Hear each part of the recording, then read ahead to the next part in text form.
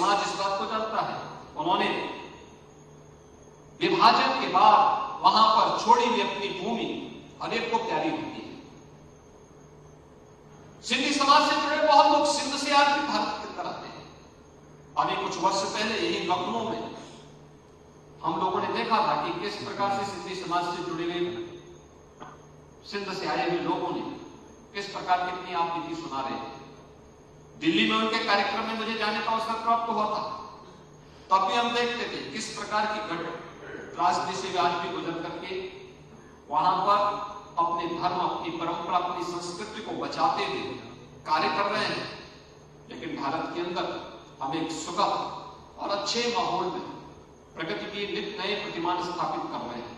हम सब की जिम्मेदारी बनती है कि समाज के साथ साथ राष्ट्र को भी मजबूती प्रदान करने के लिए, जिससे 1947 जैसी त्रासदियां फिर से कभी ना आने पाए, यह हम सबका संकल्प होना चाहिए।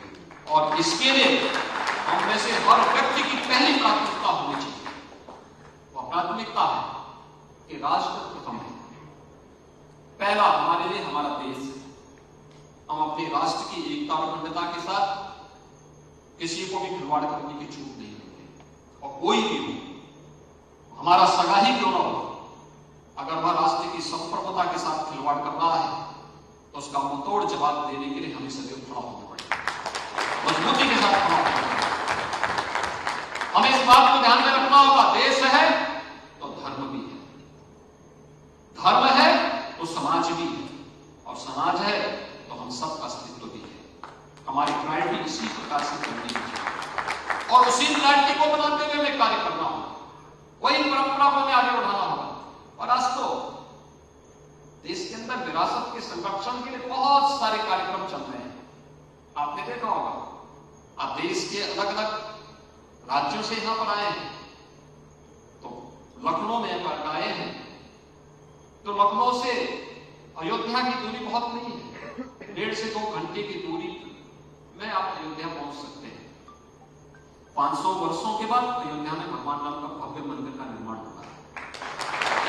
और जनवरी में प्रधानमंत्री जी के द्वारा वहां पर रामलला 500 वर्षों के बाद अपने मंदिर में फिर से विराजमान होंगे। दुनिया का सबसे बड़ा मंदिर है। विरासत का सम्मान यही है।